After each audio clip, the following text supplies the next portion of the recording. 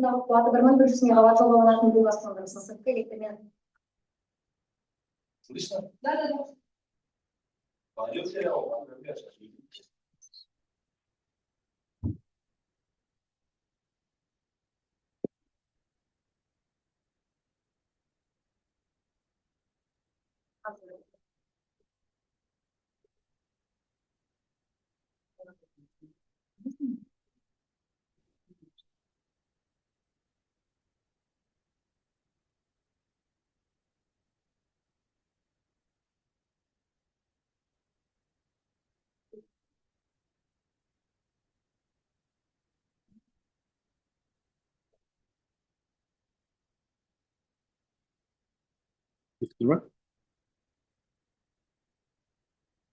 Септума микрофон. Естественно.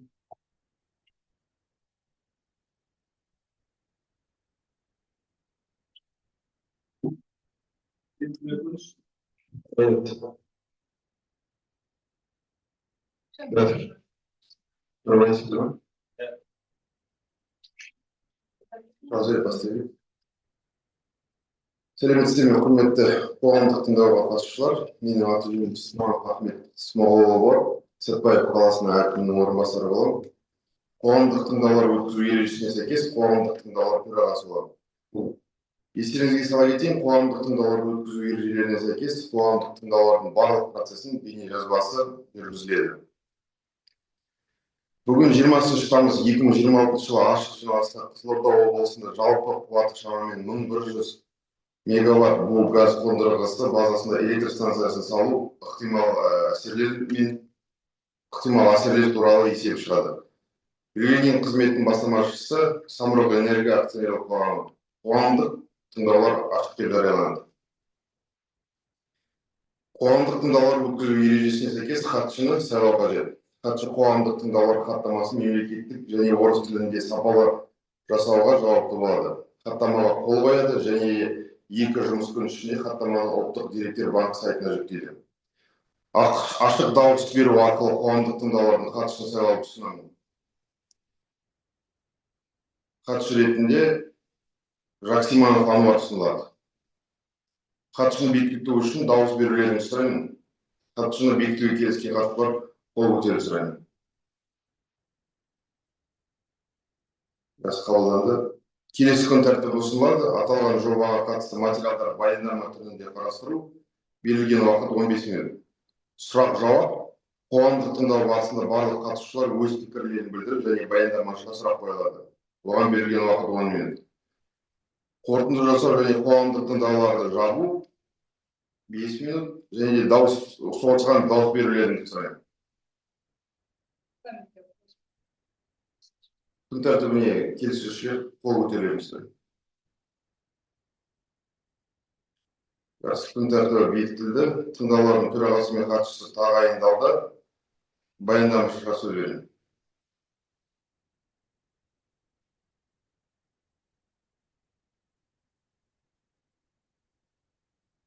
Қайырлы күн. Құрметті тыңдауларға қатысушылар. Қызылорда облысында жалпы қуаты шамамен 1100 мегаватт бу газ қондырғысы базасында электр станциясын салу жобасы бойынша ықтимал әсерлер туралы есеп мазмұнымен таныстыруға рұқсат етіңіздер.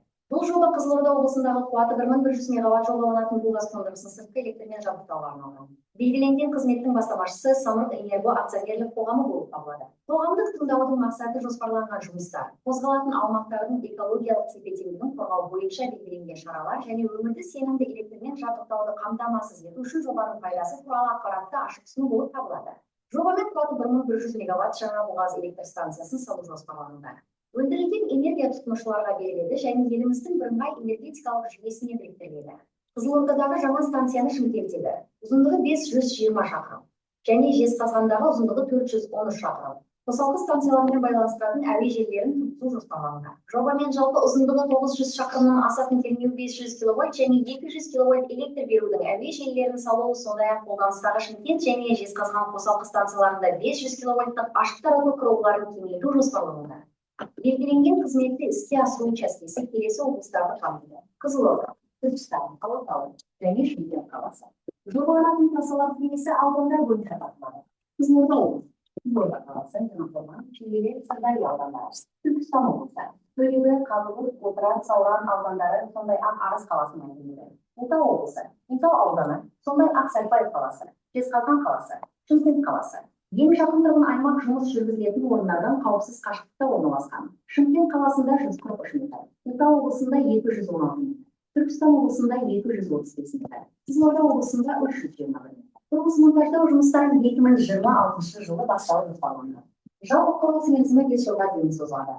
Электрмен жабдықтау нысандарын тұрғызуға жұмылдырылатын жұмысшылардың саны шамамен 1700 адамды құрайды. Бұл жобадан бастапқы нұсқасының емес. Өйткені екі ғана желсіз 1400 мегаватт қуаты бар электр станциясы жұмыс істей алмайды және электр энергиясының тапшылығы сақталады. Жобалау кезінде табиғатқа кез келген әсерді барынша азайту үшін ең тиімді бағдар таңдалды. Экология мәселелеріне көше отырып, мынаны атап өткен жөн. Табиғат үшін жалпы қауіп төмен деп бағаланады. Әсер ету оқшауланады және тек құрылыс кезеңінде 5 жылға созылады. Жобаланатын электрмен жабдықтау нысандарын пайдалану кезеңінде атмосфераға ластаушы заттар шығарындыларының көздері болмайды. Ауаға әсер ету тек құрылыс кезеңінде арнайы техниканың жұмысы, жер дәнекерлеу және бояу жұмыстарының нәтижесінде ғана болады. Ластаушы заттар шығарындыларының шекті көлемі автокөлікке ескергенде жылына 277,21 тоннаны құрайды. Жүргізілген шашырау есебінің нәтижелері көрсеткендей, ең жақын тұрған аймақтар мен шекарада ластаушы заттардың шекті рұқсат етілген концентрациясынан асып кету туындамайды. Шығарындыларды қысқарту жөніндегі іс-шаралар ретінде жоспарда жер жұмыстары және көлік қозғалысы кезінде гидротаңсыздандыру, сумен суару, сондай-ақ техникаға тұрақты техникалық қызмет көрсету қарастырылған. Сарқынды суларды жер үсті су қоймаларына, жер қойнауына немесе жер бедеріне ағызу толығымен жойылған. Қызметкерлердің мұқтаждары үшін көлемі жылына 25 мың текше метр әкелінетін ауыз су пайдаланылатын болады, ал техникалық қажеттілікке арналған су жылына 450 мың текше метр шарт негізінде автоцистерналармен жеткізіледі. Электр беру желілерінің трассалары бірқатар өзендермен уақытша су ағындарын кесіп өтеді, алайда әуе желілерінің барлық тіректері қатаң түрде су нысандарының су қорғау белдеулерінен тыс орналастырылатын болады. Жобада сарқынды суларды жерүсті және жерасты су нысандарына немесе жер бедеріне төгу қарастырылмаған. Барлық шаруашылық тұрмыстық сарқынды сулар дәретханаларда немесе су өткізбейтін шұңқыры бар дәретханаларда жиналады және кейіннен жүйелі түрде шығарылады. Арнайы техникаға техникалық қызмет көрсету учаскелерден тыс жерде жүргізіледі, ал техниканың өзі міндетті түрде майыстайтын табандықтармен жабдықталады. Жерге әсер ету қатаң оқшауланған сипатқа ие. Жерге әсер ету қатаң өндіру басталғанға дейін топырақтың құнарлы қабаты алынады. Іргетастар мен тіректерді орнату аяқталғаннан кейін бұл топырақ массасы олардың айналасына біркелкі қайтарылады. Бұл бұзылған учаскенің толық рекультивациясын қамтамасыз етеді. Топыраққа әсер ету барынша минималды болады. Май бустайтын табандыктарды пайдалануу аркасында жана жаралмай материалдардын төгүлүшү және топурактын химиялык ластануусу болдурулат. Жер кайнауына тикелей әсер етуінде. Уәкілетті органдардың ақпаратына сәйкес, жұмыс жүргізу учаскелерінде Қазақстан Республикасының Қызыл кітабына енгізілген өзгерістер бар. Фаунаға теріс әсерді азайту үшін қызметкерлерге қатаң регламент енгізіледі. Аң аулауға, жануарларды атуға, ұяларды бұзуға және белгіленбеген еркін бағдарлармен көлікпен жүруге абсолюттік тыйым салу. Сондай-ақ жабайы жануарлардың қырылуын болдырмау үшін құрылыс нысандарында иттерді бос ұстауға тыйым салынады. Жобада тұтас қоршаулар салу қарастырылмаған, сондықтан жабайы жануарлардың көші-қон жолдары бұзылмайды.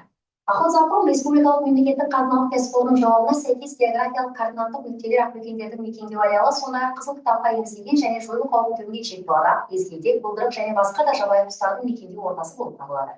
Фаунаға теріс әсерді азайту үшін қызметкерлерге қатаң регламент енгізіледі. Аң аулауға, жануарларды атуға, ұяларды бұзуға және белгіленбеген еркін бағдарлармен көлікпен жүруге абсолюттік тыйым салу. Сондай-ақ жабайы жануарлардың қырылуын болдырмау үшін құрылыс нысандарында иттерді бос ұстауға тыйым салынады. Құстардың қырылуын болдырмау мақсатында олармен жанасқан кезде қысқа тұйықталуды болдырмайтын қорғаныс қаптамалары бар оқшауланған сымдарды немесе кабельдерді қолдану қарастырылған. Құрылыс кезіндегі шу әсері оқшауланған сипатта болады және рұқсат етілген нормалардан аспайды, ал арнайы техника үшін пайдаланылған газдың қайталама бәсеңдеткіштері пайдаланылатын болады. Құрылыс барысында өндіріс және тұтыну қалдықтарының 10 түрінің түзілуі болжануда. Олардың пайда болуының шекті көлемі жылына 481,1 тоннаны құрайды. Оның ішінде қауіпті санатқа жылына бар болғаны 4,8 тонна майланған шүберек және ластанған қаптама жатады. Ал қалған жылына 477,7 тонна. Бұл қауіпсіз құрылыс қоқыстарымен аралас коммуналдық қалдықтар.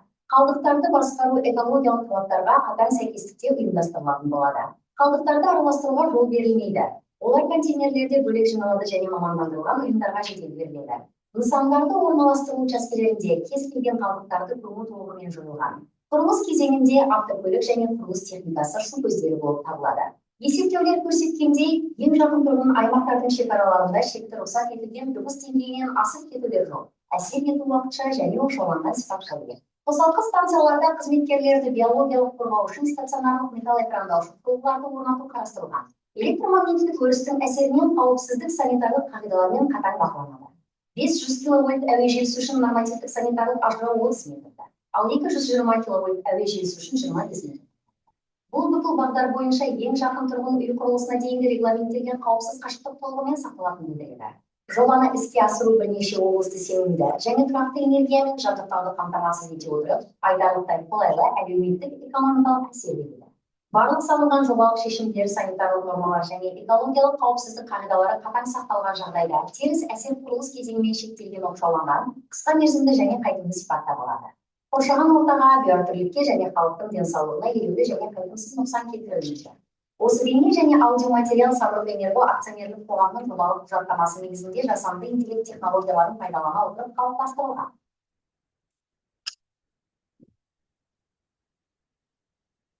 Баяндамашы рахмет.